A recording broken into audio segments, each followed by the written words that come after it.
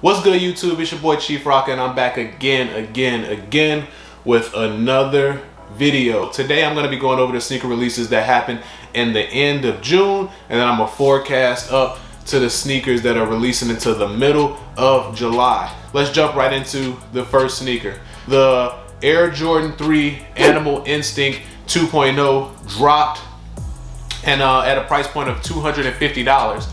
Now, this sneaker is the second iteration of the Animal Instinct, and it does not hit it doesn't hit the point as well as the first Animal Instinct did. The first Animal Instinct had like cheetah print and leopard print, and it was also $250. I passed on that one at the time because I didn't think it was worth the $250 price point.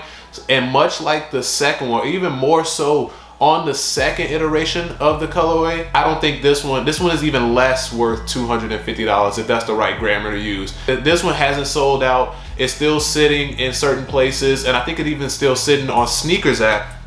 But the reason I'm putting this in the video is because it's on some places and on some sites, it has already gone on sale. So if you were looking and you were waiting for this sneaker to go on sale to actually pick it up, then right now is your time. I've seen on certain sites that this sneaker has dropped from the original 250 price point down to a 200 flat price point, and even added free shipping on it. If you want to pick up this sneaker, right now is the best time for you to do it.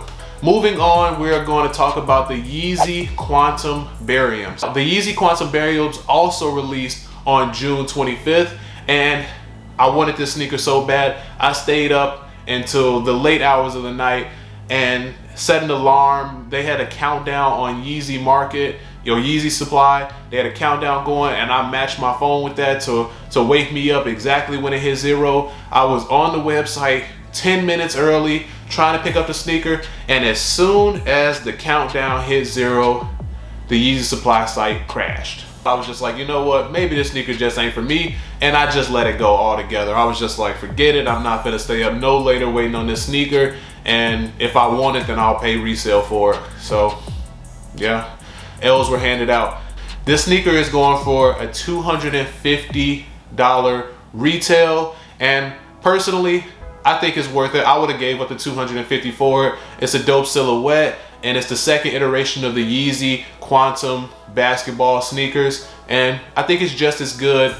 I wouldn't say better, but just as good as the first Yeezy QNTM to release, which is almost next to impossible to get unless you pay resale for them, because they released in Chicago during All-Star Weekend when Kanye was driving around in his tanks and handing them out to people, and I wasn't fortunate enough to be at the right place at the right time when these came out. And then when they actually restocked and they actually officially released, I didn't hear nothing about it. So maybe I just slept on those, and yeah, the Bariums I actually did try to get, and I struck out. So I'm gonna move on to the next one. On June 27th, the Jordan 11 Low in the white, red, and black colorway dropped.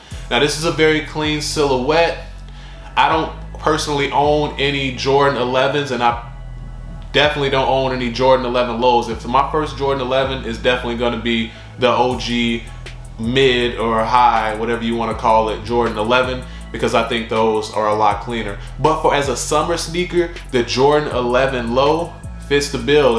It's pretty clean, and I like it, but it's definitely not going to be one that I'm going to pick up right off the bat.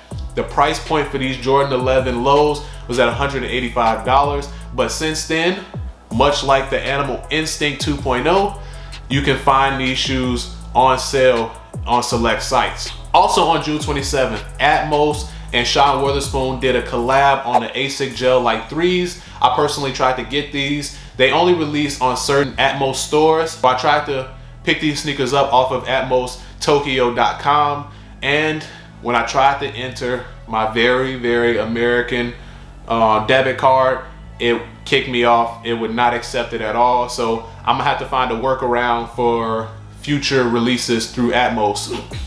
This sneaker was retailing for $175, and I'm sure the resale on these is gonna go up crazy, because if you know anything about the Sean Wortherspoon collabs in the past, the Sean Wortherspoon Nikes, they're some of the most sought after. I think they were Sneaker of the Year. They're some of the most sought after sneakers that there are right now. So a very clean silhouette. It's more of the same of what we saw on the Nike Sean Wortherspoon collab. It's that corduroy and that rough, rugged material. On this one, you can remove the Aesic emblem on the side and Velcro a different emblem on them. Both of the shoes are actually different colors. One comes in a orange and light blue, yellow colorway, and the other one is a darker black and like purplish colorway. This shoe pretty much just continues the Sean Wortherspoon legacy when it comes to his collabs with sneaker brands. On June 29th, the Air Jordan 1 Retro tie-dyes released at a price point of $170. This is a women's exclusive release and it has extended sizes. It's greenish blue tie-dye effect on a suede material. Really nice, but I wasn't fortunate enough to pick it up. I would have picked up a pair for my wife, but I didn't pick them up. I slept on them and too bad. It's a dope colorway.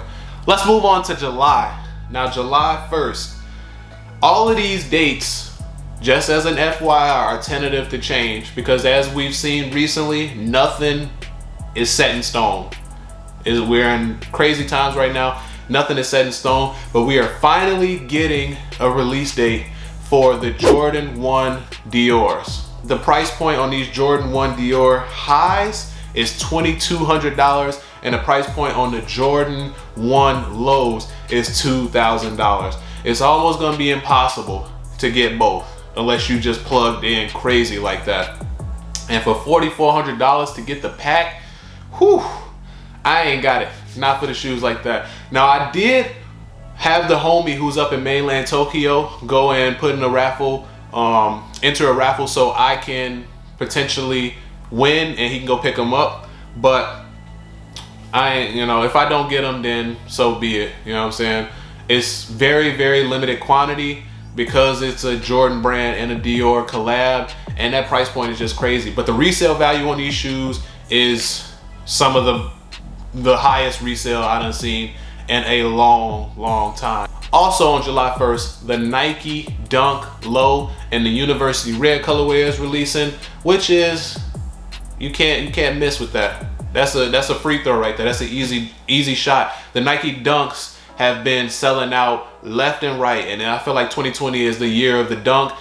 With that being said, that's gonna be an easy sellout, and especially with the price point of just $100, that's easy. So that shoe is definitely gonna sell out, and let's move on to the next one. On July 2nd, the Air Jordan 14 Toros are releasing. The homie actually did a review on these already. He's out in England and they released early in England, so I'll put a link down in the description so you can go and check out his review on the Jordan 14 Toros. The price point for these are $190, and like I said with the University Reds, you can't really go wrong with the white, red, and black colorway. So these Toros are definitely gonna sell out. 14s aren't the most sought after silhouette when it comes to Jordan, but you can't go wrong with red, white, and black. So people are gonna want these as a summer sneaker, and this is an easy cop. Also on July 2nd, we're getting the Nike Air Zoom Alpha Next, releasing in the Valerian Blue and Lime Blast colorway. I need me a pair of. I need a pair of new running shoes, so I'll probably go out and pick these up. But with that being said, the price point on these is $250. And I don't know if I'm willing to spend $250 just to go outside and run in some shoes. Like I wouldn't spend $250 on basketball shoes just to go out and beat them up. So I don't know if I'll be picking these exact ones up, but it is a very clean colorway and is a very clean silhouette. And apparently the performance that this shoe gives you for running is well worth the price point. So maybe I'll go and see if I can try some on and I'll see how they feel. But with that being said, let's move on to the next one, which is more of the same. The Nike Zoom Double Stack, which is releasing in the Barely Volt colorway and also releasing in a black colorway. Now, this has the silhouette of a running shoe, but I don't know if the double bubble or the double stack zoom unit is for functionality for running, or is it like a aesthetic thing? Like, is it just to look cool? I really don't know. I'll have to get my hands on them to give it a check out. Those shoes are also coming in at a very hefty $230, much like the Alpha Fly Next model. It is coming at $230, which the last one was coming at $250. So I don't know if I'm willing to spend that much on running shoes if I'm gonna go out and actually run in them, because they're just gonna get beat up.